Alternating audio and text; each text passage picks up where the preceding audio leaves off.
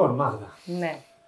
Αυτή όλη η ιστορία με το τραγούδι και τη μουσική έχει μια αφετηρία. Για σένα ποια είναι αυτή η αφετηρία? Αφετηρία είναι μια στιγμή στο σπίτι, δεν θυμάμαι ούτε ηλικία ούτε τίποτα, όπου έπαιζε μουσική ο αδερφός μου και η μητέρα μου μαζί και εγώ απλά άκουγα. Τότε ξεκίνησαν, πιστεύω, όλα και σιγά σιγά πέρασε το εισαγωγικά μικρόβιο μέσα μου. Και έκτοτε νοσείς. Και από τότε υπάρχει ένα πρόβλημα, ναι. Αυτό μεταφράστηκε σε σχολικές γιορτές, σε τραγούδια, στις επετείους και σε τέτοια? Όχι ιδιαίτερα. Επειδή πάντα ήμασταν στο ίδιο σχολείο με τον αδερφό μου, πάντα είχε τα ενία σε αυτό το πράγμα και εγώ απλά τον κοιτούσα, τον χάζευα, ξέρω. Δεν έμπαινα πολύ, ντρεπόμουν βασικά. Οπότε σπάνια συμμετείχα. Μέχρι που έφυγε ο Γιώργος από το σχολείο και πήρα λίγο τη θέση του. Αυτό θα σε ρωτούσα. Δηλαδή, όταν αυτός. Γιατί ο τύπος με το Πεγάφη είναι μεγαλύτερος. Ναι, είναι. Αλλά κάποια στιγμή έφυγε από το σχολείο και έμεινε εσύ πίσω. Έμεινα εγώ. Εντάξει. Βγήκες μπροστά εκεί? Βγήκα, όχι τόσο. Δηλαδή, πιο πολύ ξεμύτησα αφού τελείωσα το σχολείο. Πέρασα στη σχολή και ξεκίνησα να παίζω σε ένα πιάνο μπαρ τυχαία. Με τα όργανα, με την κιθάρα, πώς. Πάλι έμαθα μόνη μου, είχαμε μουσικά όργανα, είχαμε κιθάρες πολλές στο σπίτι και έπιασα την κιθάρα και χαζοέπαιζα, δηλαδή ζήλευα πολύ την κατάσταση που υπήρχε μες στο σπίτι και εγώ δεν ήξερα φυσικά να παίζω και πρώτα μου έδειξε ο αδερφός μου το κλασικό, το ακόρντο, το λα και έπαιζα εγώ το ίσως του βαρδί και ίσως. Κάποια στιγμή έπρεπε να μάθω και το επόμενο και επειδή δεν άντυχαν άλλο στο σπίτι, τη μάνα μου, τον αδερφό μου. Δεν αναφέρω τον μπαμπά μου γιατί δεν ασχολείται με τη μουσική, απλά ακούει. Μας αντέχει μάλλον. Οπότε μου έδειξε τα υπόλοιπα κόρτα και έτσι ξεκίνησα να μαθαίνω μόνη μου. Και έτσι ξεκίνησα να μαθαίνω και λίγο πιάνο. Οπότε έτσι έχω ασχοληθεί. Δεν μπορώ να πω ότι τα έχω σπουδάσει. Ποια είναι η πρώτη φορά που θα έλεγες ότι ανέβηκες στη σκηνή επαγγελματικά? Ανέβηκα στη σκηνή επαγγελματικά. Όταν πλέον, ας πούμε, το πράγμα ήταν λίγο σοβαρό. Πρέπει να ήμουν γύρω στα 20. Σοβαρός. 3 εβδομάδες. Ναι, δηλαδή τώρα το καλοκαίρι που έκλεισα. Εντάξει, είχα δύο φάσεις εκεί στα 20. Έπαιζα στο Ghost House, έτσι λεγόταν, με μια μπάντα πιο rock τότε, που την είχαμε στήσει οι φίλοι και μετά το καλοκαίρι του ίδιου χρόνου έπαιξα με τον Αλέξανδρο Χατζή σε μια περιοδία που κάναμε στην Κρήτη.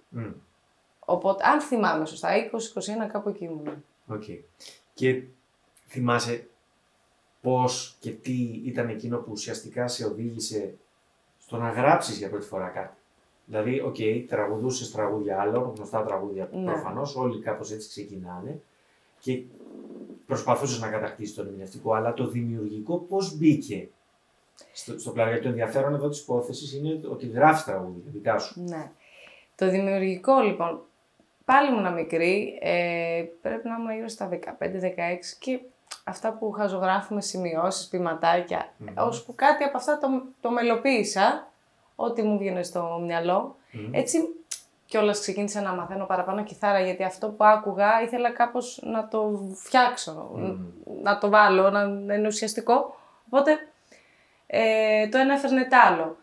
Κάπου λοιπόν, δεν θυμάμαι καθόλου ηλικία, 15-16 έγραψα κάτι και μετά μου άρεσε και έγινε συνήθεια. Δεν υπάρχουν πολλά πράγματα γραμμένα. Πώς γράφεις? Συνήθως γράφω πρώτα το στίχο και έχω μια μελωδική γραμμή στο μυαλό μου και το ένα ακολουθεί το άλλο. Μετά γυρίζω, διορθώνω το στίχο, διορθώνω λίγο τη μουσική, παράλληλα. Είναι το ταυτόχρονα. Ναι, ταυτόχρονα. Βέβαια, πολλές φορές έχω ήδη γράψει στίχο και γράφω τη μουσική. Ξημερώνει μια άλλη μέρα και μου έρχεται η μουσική στο μυαλό. Σπάνια θα γράψω πρώτα τη μουσική και πάνω σε αυτό να βάλω στίχο. Δυσκολεύομαι. Αυτή την εποχή ετοιμάζεις τον πρώτο προσωπικό δίσκο, έτσι. Τα ερωτήματα που γύρονται εδώ είναι πρώτον, σε αυτή την εποχή, τι σε κάνει εσένα να θέλεις να βγάλεις ένα δίσκο, ένα CD, έτσι. Και τελικά, εάν σήμερα υπάρχει αυτό το περιβάλλον, αυτή η δισκογραφία όπως το λένε? Δηλαδή πόσο εύκολο ήταν ή είναι το να θέλεις να κάνεις ένα δίσκο, δηλαδή πες μου πρώτα γιατί κάνεις ένα δίσκο Ναι. και δεν κυκλοφορείς τραγούδια, ας πούμε, σε ηλεκτρονικές μορφές, στο YouTube, στις πλατφόρμες αυτές και θέλεις και το φορέα, και δεύτερον πόσο εύκολο είναι να φτάσεις εκεί? Εγώ προσωπικά κάνω δίσκο γιατί μου λείπει. Έχω κυκλοφορήσει κάποια κομμάτια στο ίντερνετ, διαδικτυακά, που αυτό βέβαια δεν είναι μια ταυτότητα ολοκληρωμένη να πεις σε ένα φίλο σου, ξέρεις κάτι, είμαι αυτό. Όπως δείχνεις την ταυτότητά σου, είμαι αυτό. Άκουσέ με για να καταλάβεις τι κάνω. Έτσι λοιπόν ήθελα να έχω κάτι στα χέρια μου χρόνια τώρα. Δεν είναι καθόλου εύκολο. Και μάλιστα οι δυσκολίες σε ταλαιπωρούν λίγο και ψυχολογικά και δημιουργικά. Δηλαδή, θες να γράψεις ένα κομμάτι, σκέφτεσαι, έχεις γράψει 4 χρόνια πριν αυτό που πρέπει κάπου να μπει σε μια δουλειά και να κλείσει. Να κλείσει και να πας στο επόμενο. Να εξελιχθείς ή να μείνεις ίδιος. Δεν ξέρω, κάτι να αλλάξει.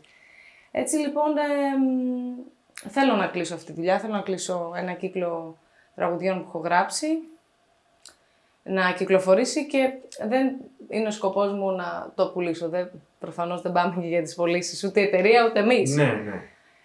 Και πόσο εύκολο είναι? Δεν είναι εύκολο γιατί υπάρχει ένα κόστος μεγάλο και στην παραγωγή και μετά στη διανομή που αν είσαι τυχερός και κάποια στιγμή το στηρίξει μια εταιρεία που δεν έχει κέρδος στην αρχή όταν είσαι νέος καλλιτέχνης, αν λοιπόν είσαι τυχερός και το στηρίξει, θα κυλήσει λίγο πιο εύκολα. Αν μπλεχτείς τώρα με εταιρείες, τα ξέρεις, λίγο από εδώ, λίγο από εκεί, λίγο παραπέρα, δεν θα ταλαιπωρηθείς λίγο. Αλλά εντάξει, αν το αγαπάς. Ναι. Αυτός ο δίσκος τώρα που ετοιμάζεις έχει μόνο δικά σου τραγούδια? Όχι, δεν έχει μόνο δικά μου. Έχει και το Άρη Κλεισούρα 2 κομμάτια, 3 πιθανότατα, που είναι βασικός μου συνεργάτης. Και δουλεύουμε χρόνια μαζί και τα κομμάτια που μου έχει δώσει τα λέω και σε παραστάσεις μου και είναι πλέον σαν να τα έχω γράψει εγώ. Okay. Πώς προσεγγίζεις ένα τραγούδι, ερμηνευτικά τώρα πια, καθαρά, που έχεις γράψει εσύ, με ένα τραγούδι που έχει γράψει κάποιος άλλος? Νιώθεις μεγαλύτερη ευθύνη στη μία περίπτωση, στην άλλη? Έχει διαφορές, έχει ομοιότητες? Φυσικά έχει διαφορές. Είμαι λίγο πιο συσσαγωγικά υπεύθυνη και σοβαρή ως προς την αντιμετώπιση ενός κομματιού, αν δεν είναι δικό μου. Γιατί αν στο δικό μου κομμάτι κάνω λάθος ή το πω λίγο διαφορετικά ή μπερδέψω κανένα στίχο, εντάξει, δεν θα προσβληθεί κανείς, εγώ θα το καταλάβω. Τώρα, αν έχεις να κάνεις με ένα τραγούδι και μάλιστα ενός δημιουργού που σέβεσαι και αγαπάς και εκτιμάς πάρα πολύ, σε εισαγωγικά φοβάσαι λίγο για το πώς θα πειραματιστείς και πώς θα το ερμηνεύσεις. Είναι λίγο πιο περίπλοκο, θα έλεγα. Βέβαια, είναι ίδια η απόλαυση, ερμηνευτικά, αν το αγαπάς το κομμάτι. Υπάρχει περίπτωση να ακολουθήσεις μια οδηγία του ανθρώπου που το έχει γράψει, ακόμα και αν δεν συμφωνείς? Δηλαδή, να σου πει αυτό θέλω να το πεις έτσι και εσύ να μην είσαι και 100% σε αυτόν τον τρόπο. Εκεί ποιος παίρνει την τελική απόφαση? Ανάλογα πώς θα μου ζητηθεί. Δηλαδή, αν μου ζητηθεί για το καλό του κομματιού και για το δικό μου, γιατί μπορεί εγώ να νομίζω ότι το λέω υπέροχα και εκεί να έχω αλλάξει και τη μελωδική γραμμή και να μην είναι ωραίο, θα κρίνω, πιστεύω. Αλλά να μου επιβληθεί κάτι, θα προτιμήσω απλά να μην πω το κομμάτι, από το να το πω και να μην είμαι εγώ. Okay. Εμφανίσεις στο Σταυρό του Νότου. Το μεγάλο ερώτημα που υπάρχει εδώ και σχετίζεται και με τη βελτίωση, την εξέλιξη, είναι εάν αυτή την εποχή παίζεις όσο συχνά θα θέλεις να παίζεις. Αυτή την εποχή θα αρχίσω να παίζω όσο συχνά θέλω. Στην Αθήνα δεν είναι τόσο εύκολο, είναι η αλήθεια. Αν όμως στήσεις κάτι που αγαπάς και στηρίζεις, πιστεύω μπορείς να το πας και λίγο επαρχία, και λίγο Θεσσαλονίκη και σε άλλες πόλεις. Ελπίζω ότι τώρα θα αρχίσω να παίζω αυτό που σου είπα και προηγουμένως, όσο θέλω να παίξω. Τώρα όχι, δεν είναι τόσο εύκολο και επειδή στην παρούσα φάση χτίζουμε ένα καινούργιο πρόγραμμα με νέους συνεργάτες, έπρεπε κιόλας να απουσιάσω λίγο καιρό για να προλάβω και να μπορέσω να το προετοιμάσω όσο θα ήθελα. Αυτό έχει δύο πλευρές. Το ένα είναι να παίζει κανείς συχνά για να τρίβεται με το αντικείμενο, να γίνεται καλύτερος. Ναι. Και έχει και τη βιοποριστική πλευρά. Καλύπτονται και οι δύο με τη συχνότητα που παίζεις ή θα παίξεις ή κατάλαβες τι εννοώ. Δηλαδή, Ναι. πρώτον, ένα βασικό ερώτημα είναι αν καταφέρνει κανείς τελικά, ειδικά ως πρωτοεμφανιζόμενος, γιατί το να είναι κανείς 30 χρόνια στο χώρο και να έχει ακροατήριο είναι άλλο έργο. Αλλά το να βιοπορίζεται από τη μουσική και το τραγούδι σχετίζεται με το πόσο συχνά παίζει και ταυτόχρονα και η βελτίωσή του σχετίζεται με αυτό. Λοιπόν, το πρώτο σκέλος, το οικονομικό, όσο και να παίξουμε, στη φάση που είμαστε δεν πρόκειται να βιοποριστικούμε, να ζήσουμε τέλος πάντων Από αυτό. από τη μουσική. Δεν γίνεται. Εγώ δεν μπορώ και πιστεύω η γενιά η δική μου δυσκολεύεται. Οπότε όσες εμφανίσεις και να κάνουμε, εκτός πια αν πάμε στην επαρχία και παίζουμε κάθε μέρα, εντάξει, θα βγαίνει, αλλά τότε θα περιορίσει άλλα πράγματα. Γιατί για να είσαι εμπορικός στην επαρχία συνέχεια, πρέπει να αλλάξεις το ρεπερτόριό σου, τα θέλω σου, που δεν είμαι σε φάση και δεν θέλω να το κάνω και δεν θα το κάνω. Τώρα για την τριβή με τους μουσικούς, ναι, και με τους μουσικούς και με το πρόγραμμα, όσο περισσότερο παίζεις, τόσο καλύτερα, δεν το συζητώ. Mm-hmm. Με τη συχνότητα που παίζουμε εμείς, επειδή κάνουμε αρκετές πρόβες, η αλήθεια είναι ότι λύνεται σιγά σιγά. Οπότε θεωρώ, φτάνοντας στο Σταυρό και συνεχίζοντας τις εμφανίσεις και σε άλλες πόλεις, εκτός από την Αθήνα, θα έχουμε ένα ωραίο αποτέλεσμα. Θα βγει μια καλή δουλειά, πιστεύω. Θα καλύψουμε. Ωραία. Πρώτη τελευταία ερώτηση σχετίζεται με το πόσο ανοιχτή είσαι στην κριτική. Και σε δύο πλευρές. Ένα, αν είσαι, πώς αντιμετωπίζεις την κριτική. Και δεύτερο είναι αν σου έχει τύχει κάποια βραδιά που εσύ αισθάνθηκες ότι είσαι κακή, ας πούμε, ή ότι δεν είσαι σε καλή μέρα, να διαβάσεις κάτι αποθεωτικό ή και το ανάποδο. Να έχεις νιώσει εσύ ότι μια βραδιά πήγε πολύ καλά και να διάβασες κάτι που να μην ήταν αυτό που αισθάνθηκε. Ναι. Την κριτική σε δημόσιο επίπεδο ή να έρθει κάποιος και να μου πει... Μιλάω την κριτική την ανοιχτή. Την ανοιχτή. Τη δημοσιογραφική, αν θέλεις. Οκ. Γιατί πολλές φορές είναι πιο ουσιαστική η κριτική που θα σου κάνει κάποιος που θα έρθει να σου πει στα ίσα «Μάγδα μου, αυτό δεν το έκανες καλά» ή «αυτό κράτησέ το». Τέλος πάντων, και τις δύο τις αξιοποιώ. Δεν με ενοχλεί κάτι αν δεν προσβάλλει το χαρακτήρα μου, ξέρω εγώ, ή τους ανθρώπους που έχω κοντά μου, τους μουσικούς, τους ανθρώπους που έχουν δουλέψει, τότε ναι, θα ενοχληθώ και θα πάρω και θέση. Αλλά όταν έχει να κάνει για το έργο που παρουσιάζεις, για μια παράσταση, για τα τραγούδια, σίγουρα θα το διαβάσω και σίγουρα θα δω αν αυτό ίσχυσε μέσα στην παράσταση και πόσο καλό και κακό θα μου κάνει. Οπότε μου αρέσει η κριτική. Μου αρέσει ο άλλος να μου λέει «Μάγδα, σε αυτό δεν ήσουν καλή». Είτε δημόσια είτε face to face. Για να μπορώ να τον διορθώσω, αλλιώς δεν έχει κανένα νόημα. Οπότε κάθε κριτική δεκτή. Και αν έχω διαβάσει κάτι, δεν έχω διαβάσει κάτι το οποίο να έχει έρθει σε αντίθεση με την βραδιά που πέρασε. Όταν κάτι δεν ήταν καλό στην παράσταση και το διάβασα, κανένα πρόβλημα, λογικό. Και επίσης όταν ήμουν πολύ καλή, έχω λάβει σχόλια καλά. Οπότε δεν έχω έρθει σε κάποια αντίθεση. Ναι. Η τελευταία ερώτηση που γίνεται πάντα σε αυτή τη σειρά εδώ είναι το θα πεις και ένα τραγούδι. Θα πω και ένα τραγούδι. Θα πω.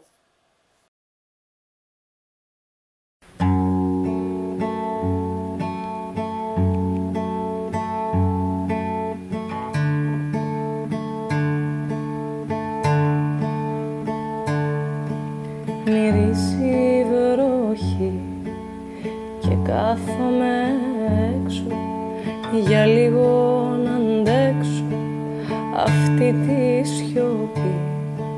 Μου μοιάζει γιορτή που αέρας δε φέρνει. Φοβάμαι τα αστέρια, μη χάσω μια ευχή.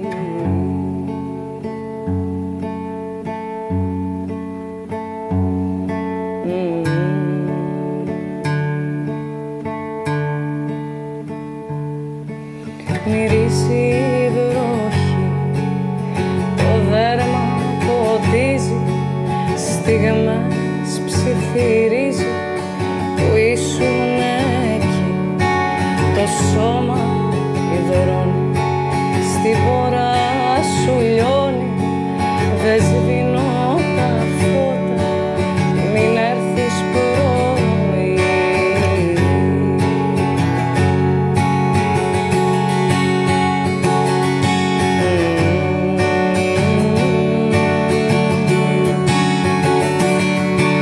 Μυρίζει βροχή, το χώμα ψηλώνει, στα πόδια μου στρώνει καινούριο χάλι. Το δάκρυ δεν στάζει, πονά όταν χαράζει, ξεχνάω τι ήμουν και γίνομαι εσύ, και γίνομαι εσύ, και γίνομαι εσύ. Ξεχνάω τι ήμουν και γίνομαι εσύ.